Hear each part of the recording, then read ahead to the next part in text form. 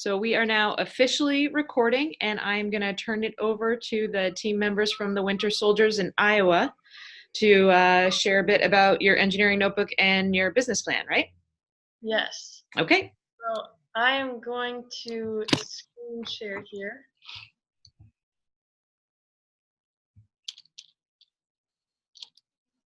So yes, we're talking about the business plan. So what is the general point of a business plan? First off, it's required in the engineering notebook, so you have to have it. It helps organize fundraising, and it helps you figure out different recruitment efforts for sponsorship. And it also gives your team a much better understanding of their general organization and leadership roles, long-term goals that you might have, and even plans if something falls through or doesn't work the way you wanted it to. And so there are many types of business plans that you can have. And there's the strategic business plan where it gives the vision and the mission statement, and then basically the critical factors of your team that make you succeed. There are strategies for achieving what you want, and then how you plan to implement things so you get to your goal. And then there's an operation business plan, and it contains elements related to company operations and what you plan to do.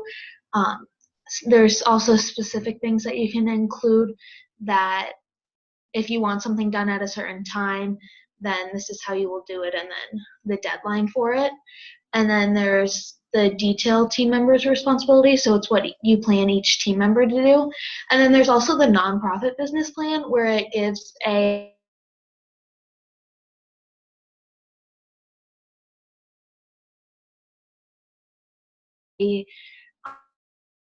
products, programs, and services, as well as a market analysis.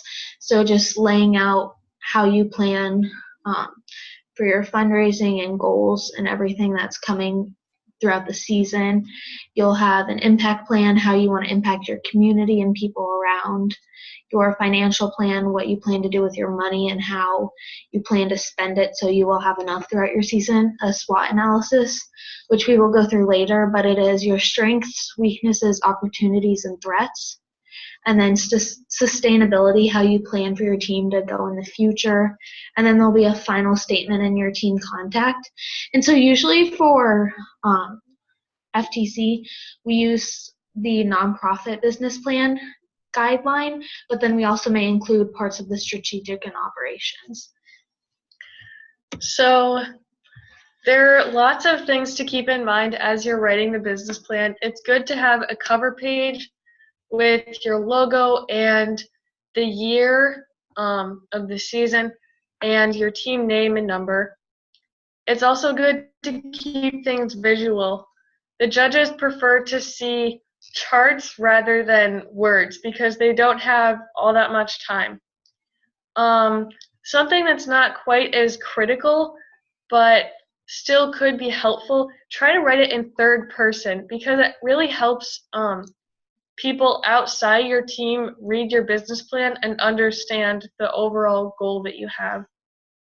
Make sure to put things in order, so don't talk about outreach and then robot design and then back to outreach. Talk about outreach and then talk about robot design. Make sure to keep things very clear and precise and straight to the point. A business plan isn't like an essay. It's meant to be a detailed plan. It's good to make things visually appealing so you can use your team colors and give it a personality, basically. I've personally never done this before, but a lot of people seem to say that writing the executive summary after you write the whole business plan can help you see what you're doing as a team, and it will help your executive summary make more sense. Feel free to Google different examples. That's definitely how I learned how to write a business plan, and it's so helpful to see what other people do. And make sure that you add a table of contents and then match the page numbers with the section title. So here we have a link to different business plans. I would definitely recommend looking at Ponytail Posse. Their business plan is very good, so you can visit those if you want to get a general idea.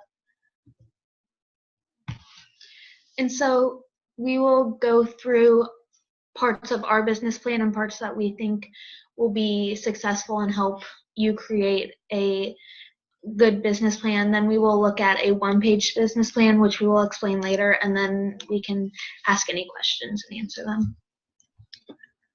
So starting with the first resources business plan outline, we have listed different sections that are in the business plan and what to include in them.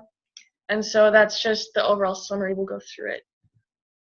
And so we'll start with the executive summary, and that'll include your mission statement and vision statement. They're kind of similar but different in ways. And so the mission statement and vision statement are what you want your team to look like in the future, what you want your impact to be, and how you will be successful in that.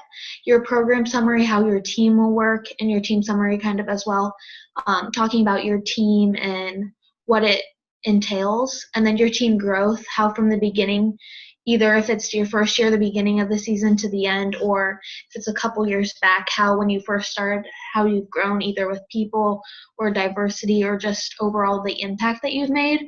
And then your team outreach, what you've done either in your community or abroad to expand FIRST and STEM, and then what you plan to do in the future to continue your mission. And it's good to keep in mind that the executive summary provides the background information for the rest of the business plan. So you can definitely keep the information in this section more brief because you will expand on it later. So the mission statement is kind of like what your promise is. So what, how, and why you want to do something. The vision statement is more so what your dream is. So instead of what you're doing, it's what you want the world to look like because of what you're doing. For the program summary, you can simply use a quote from FIRST website. It really doesn't have to be that complicated.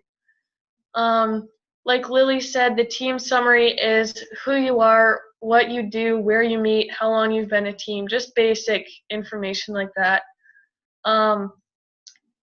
See, team outreach can be starting and mentoring teams and volunteering for events.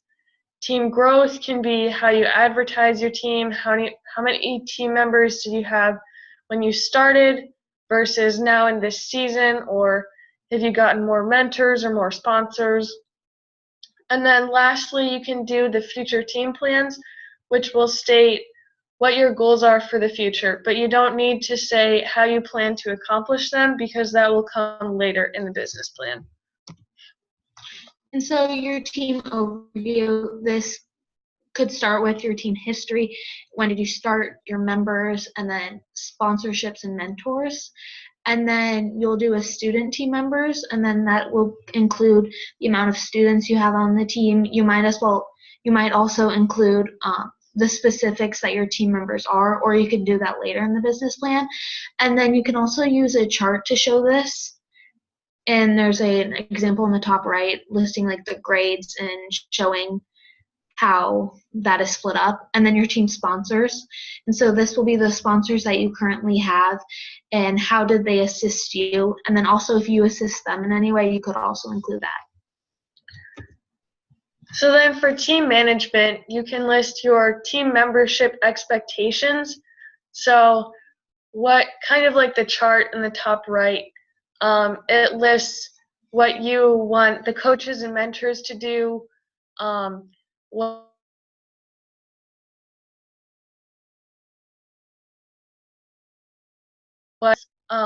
then for the team structure, you can list what each team group that you have, kind of like, again, outreach versus build team does. Also, for the team membership expectations, you can include stuff like team members have to arrive on time, they have to practice gracious professionalism, simple things like that. And then we have an example of the team organizational chart, which is just kind of a visual so that people can see how your team works. And so going more in depth with the SWOT analysis, it includes strengths, opportunities, weaknesses, and threats. And this can be helpful because it determines what your team must do to continue developing, what you need to work on, and how you will overcome these obstacles. And then strengths and weaknesses are things that are internal to your team and they can be controlled and changed. And then opportunities and threats are external to the team, so they can't be changed, but there are ways that you can do things differently, maybe to overcome.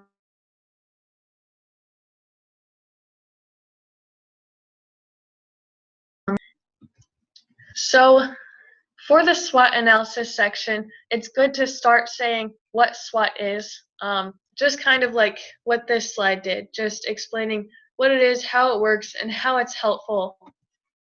Then you can show a brief chart with your SWOT, which is like top right, just to give a nice overview of what all of your strengths, weaknesses, opportunities, and threats are. And then after that, you can go into detail about it. So for strengths, you just add more detail. For weaknesses, you add more detail, and if you want, you can put like a counter for that weakness and say, this is how we can improve it. For opportunities, again, just more detail. And then for threats, you can see an example bottom right. And so like for loss of mentors, you would put the risk/impact. So would it be lower or would it be higher? Then you say what the effect is and how it could hurt your team, basically. And then the actions will help you figure out a way to prevent that from happening, or if it does happen, then you have a plan set in stone as to how to fix it. And what's really nice about having a picture or diagram like this is if a judge is in or has a short amount of time, they can look through this and see that you acknowledge these and have these. But then if they have more time, they can go through and read specifically about each one if they want, but it won't take as much time if you have a diagram. So for team impact and outreach, you only want to talk about STEM outreach. So community service that you do does not count.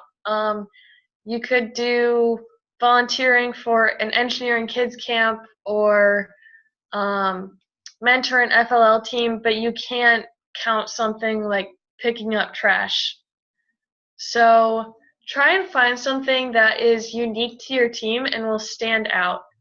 A lot of people might do international outreach or start a club at their school or do some type of demo at their local fair. So try and find something that only your team does that's special to you. You can count the impact in either the number of people that were impacted or in the hours that you volunteered.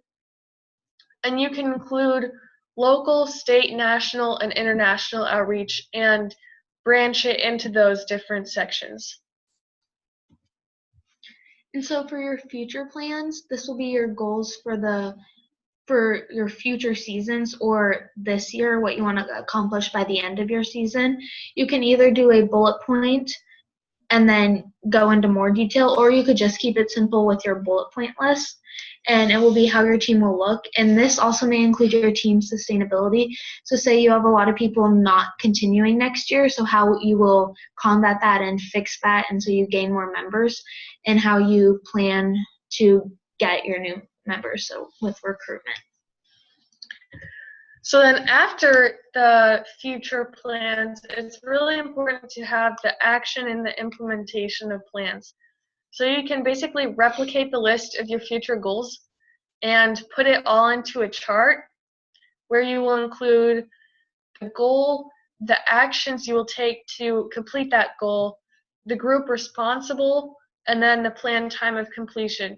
So it helps you come up with a streamlined process for how you're going to accomplish the goal.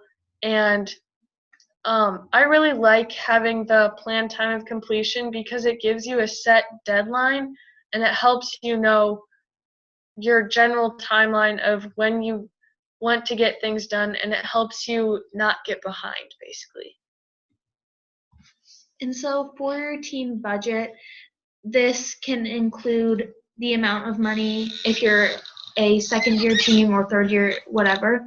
It can include the money that you have coming into the season and also the money that you need to get. And so for this, you could gain money by grants, sponsorships, fundraisers, or anything else that you plan to do. So you want to list those.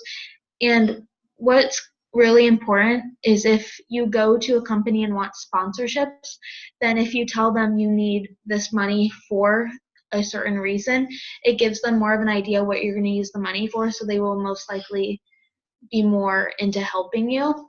And then so that's what you plan to use the money for. And then if you have a team budget during the season, you can see how much money you can spend on your robot, how much money you can spend on any materials for outreach. And it really gives you a guideline on what to follow of what you should and shouldn't buy depending on the amount of money you have. And then you can also include the sponsor benefits that you have for a certain amount of money that comes in, or different fundraising ideas, and you can make kind of a list of this is what we'll need for the certain event that we want to run, this is how long it will take, this is our estimated amount of money that will come in, and things like that. So the final statement helps to wrap up the entire business plan. It's really good to emphasize what makes your team unique and what sets you apart from others. You can state your key milestones and really special things that you've done together. You can also create a call to action. It's kind of like an okay, now what? And come help us and come be a part of our team. Come mentor us, come sponsor us, stuff like that.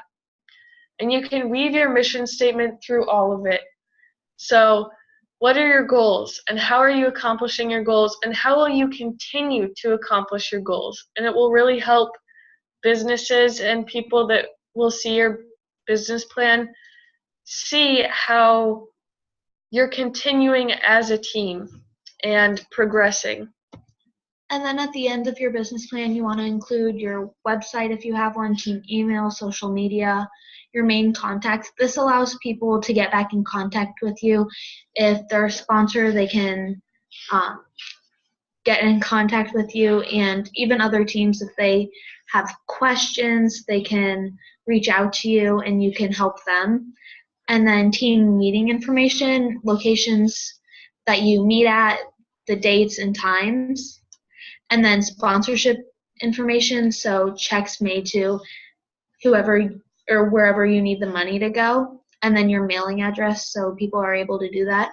And one thing that we forgot, or I don't think we mentioned at the beginning, is you really want to get your business plan done at the beginning of the season because it's your plan for the season. So you don't want to be working on it throughout the whole season because then it's not really your plan. Once you have your business plan, then you can have later in your engineering notebook how things worked out, if you accomplished your goals or if you didn't, and how you plan to move forward. Yeah. So now we're going to talk about the one-page business plan. I linked an article that I thought could be helpful, and then I also have a document of the example business plan that we made that was one page. I couldn't figure out a way to link it since it was a Word document, but if you want to email one of us, we'll have our emails at the end and we can send it to you guys. And so the outline of this would be who you are, your mission statement and optional vision statement, team management, outreach, financial plan, SWOT, objectives, action plan, and how you can help us. And this will be very brief. Say you are going somewhere and you just want to hand this out or to have to give to people, this is a really good way to do this. And it's also helpful because, in complete honesty, if you go to a business and you hand them a 19-page paper, they're not going to necessarily want to read it. But with one page, they can easily see everything that your team is doing, and it's way easier for them. So this is the first part of the example. So we go into who we are, and so we talk about what FIRST is and how we're part of FTC. We give the mission statement and the vision statement, and then team management, kind of like what we did in the long business plan. We have a chart saying kind of the way the organization works, and then we also talk about the outreach and maybe if you've started teams or volunteered at an FLL competition or something like that, hosted a RoboCamp. And then the second half is your financial plan, what you started with, what you are gaining through the season, and how you will plan to use the money, your SWOT analysis, so that's your strengths, weaknesses, opportunities, and threats. And then you'll go into your objectives and your action plan, so what you want to happen and how it'll happen. And then at the end, it's just how you can help us, what you need from people, and it'll give information about the team, where to visit. So that is all we have for you guys today. Do you have any questions? Yes, I have a couple of questions for you. How did you go about getting people to be mentors for your group? So at the beginning of our team, our main mentors were actually parents, and then we went to some of our local businesses such as John Deere, and through presentations that we have given, we have gained mentors. So we've talked about our team and what we've done and how we need help, and then through our presentations afterwards, we always have time to talk with who we presented to, and then that's when, if someone is interested, they will come up to us or we'll go to them and talk about how they can help us. And so that's one of the ways. And some of those mentors eventually probably become sponsors then. Correct. As well. Okay. Because I live in a village, and we have a store and a health clinic and a school, and we have no businesses in town other than the tribal government, and that really isn't a business. They're mostly commercial fishers and stuff like that. So I can see that if you guys see that being a problem for us just because of our isolated area. True. Mentors can also be virtually. So say you need further help, we can get in direct contact with your team or you to directly help. And so that's also another way. Okay. And your contact information, you said you're going to present right here. Are we going to be able to see this? I saw somebody with a chat about your presentation. Are we going to be able to see that shared? If you have a way for how to share it, if we could send you a link to it or somehow, then yeah, totally. We would love to share it with you guys. Okay. And I had two, Kim, one, if you put your email in the chat box, they Sure. should be able to see that and send it to you directly. And then Okay. I talked to your coach, sent a chat back that said, you can either send me the links in your contact that I can put up with the YouTube video that's in our coach resources, or just the slide presentation, and I can put the link up for the Google Slides up on, so it'd be in the comments of the YouTube video. Okay, and then I had one other question, and then I'll let somebody else ask a question. Where did I put that? Oh yeah, threats. So under your threats visual, you had team members, and I was just curious as to what that might mean. Let me go there real quick. I'm guessing it simply meant loss of team members. Oh, okay. Just if you have a team with a lot of seniors, and they're going to leave, then you have to train the rookies, or start an FLL team or some type of way so that you can get other kids invested and continue the team's sustainability. Okay, that makes sense then. Yeah. Well, I enjoyed your presentation. I'm going to share this with my kids on Saturday, and I will be typing my email in there if you can figure that out. You could send me the slideshow through the email. But thank you very much. And Kim, I'm going to Yes. throw out there just a response to the mentoring question. I do think there's some other, if you've got folks that are experienced in the village at working on snow machines, mechanics, those are great mechanical mentors to try to invite in. And then we've got the great partnership with GCI that I know does telecommunication support, and their techs are out in the village a fair amount. Okay. I can definitely work with you and them to try to get whoever their techs are, that when they're traveling out in the village, if they're there at a time that they could work with the team, they've been really interested in trying to get them on as mentors. Cool. And then the final option would be, there's a couple of those, like FTC TechNet, where there's other mentors that get on there. And so the forums are great places for kids to ask technical questions, where there's other mentors on there looking to help teams. Okay. And so a lot of it is peer-to-peer support, like reaching out to the Winter Soldiers and getting support. But then there's other mentors on there from industry that you can get in touch with. Yeah, I was thinking Bethel, and I thought about GCI actually, and I thought about great. And even Skyping, Skyping with some people that I might be able to do that. And I'm not sure how this Zoom thing is, so I have a flashing box on the bottom here. Do I need to click on that? A flashing box on the bottom. Is that your chat box? Yes. Yeah. That's your chat window. And then I had a question, mentors for the Winter Soldiers. Can you talk a little bit about how you actually engage your mentors? Like what sorts of things, what roles do they play? How often do they come to practice? How do you work with them? Good question. A lot of that has to do with like how available they are. But we really try to have, and one of the things that really helps them the most is to have regular meetings. And we try at the beginning of the season, and this is our like one of the biggest things you'll see in our business plan. One of our biggest challenges is scheduling. What it comes down to for us is, and we're not a school team, we're always meeting on like Sunday, or so it's really difficult, but we try to figure out what day would work the best for mentors and for the students as well to get together.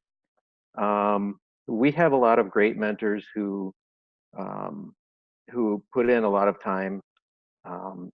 So some of them will just they'll just keep track of when we're going to things in Slack. Slack is our communication tool, and we just kind of post when events are happening, and then people thumbs up, thumbs down, and that's how we know if we're going to have the coverage that we need from either parents or mentors.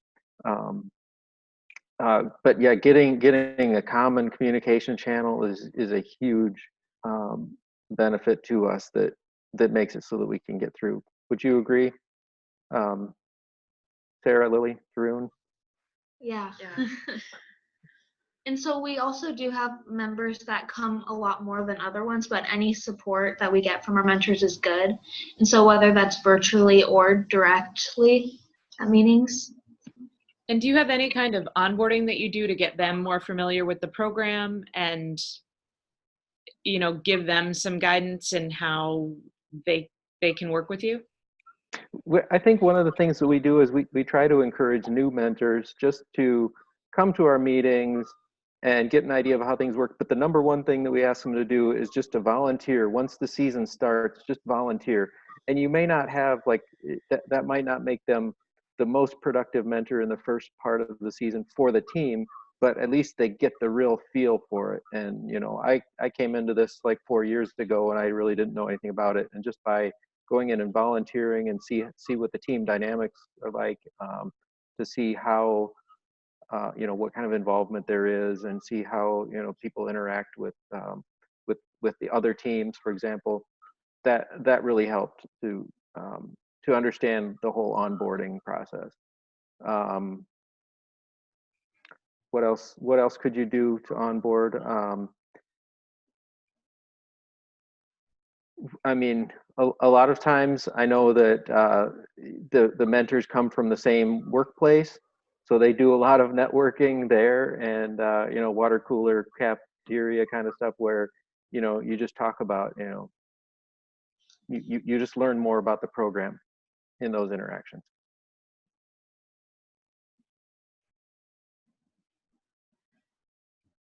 Oh, you're on mute. Muted. Okay. Thank you. One or two examples of professional mentors that work with your team on a, like, less so how they come in and support your team. So maybe if you have a programming mentor, how does that relationship work? Are you showing them a program that they help you edit? Are you going to them with specific problems? Yeah, so actually right now we have one mentor for software, and he really hasn't been able to attend that much this year, but he's been really helpful because we post our code on GitHub, which is a kind of a cloud sharing tool for developers. But so this mentor is a software controls developer at John Deere, and so he's really much more able to go look at some code online and communicate on Slack than maybe he is to come in and go to the meeting. But when he does, you know, he does that. You know, he's really happy to join in with the team. Yeah, so Kim, that seems like another example of, if you have connections to someone who's willing to look at code posted on GitHub, if you can get your team posting on GitHub. I don't know if she's still online. Oh yeah, you are. I am still online. I just said it muted. That those people are out there. GitHub? Could you spell that? GitHub, it's GIT. Yeah. GITHUB? I'll send you the link. Oh, okay, great. Okay. Okay, Kim, do you have any other questions that you've thought of? No, I think that's my list here. I'm going to check out the Ponytail Posse business plan, and hopefully I'll get the one-page example through the email. So other than that, I think everything's been hit. But I want to compliment the young presenters. You guys did a great job. Very confident in your speaking. So good job. Nice outreach. Yeah, it's clear why your team is doing as well as you've been doing. So thank you very much for the support with both of these webinars. And hopefully, did anybody follow up after the last one with questions, you know? Additional questions? No. Okay. Well, I'll keep encouraging our teams to reach out. Hopefully you'll hear from some people, and we'll stay in touch. And if you guys if you have questions, I just want to look for other opportunities to connect with folks. We do have people that are interested and willing, and then there's always the vacation option. We're ready for you guys to come in and see Alaska anytime.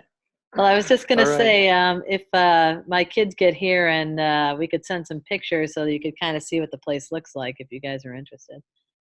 Yeah, that would be awesome. Yeah, and a little different. Yeah. Yep. So we'll talk at our next meeting about travel. I know last time we had a meeting, there were several people who were ready to order tickets now. So so that's good. Well, all you have to do is get here. We'll take care of you once you're here. Right. All right, great. And we do have one more at the end of the month, right? With the getting started with CAD. Yes. And that's one of our Tuesday sessions. Yeah. Yes. Okay. All right. Looking forward to that. Okay, great. Thanks so much. Thanks, everyone. Happy Friday, everybody. Yep. Have a good weekend. Happy Friday.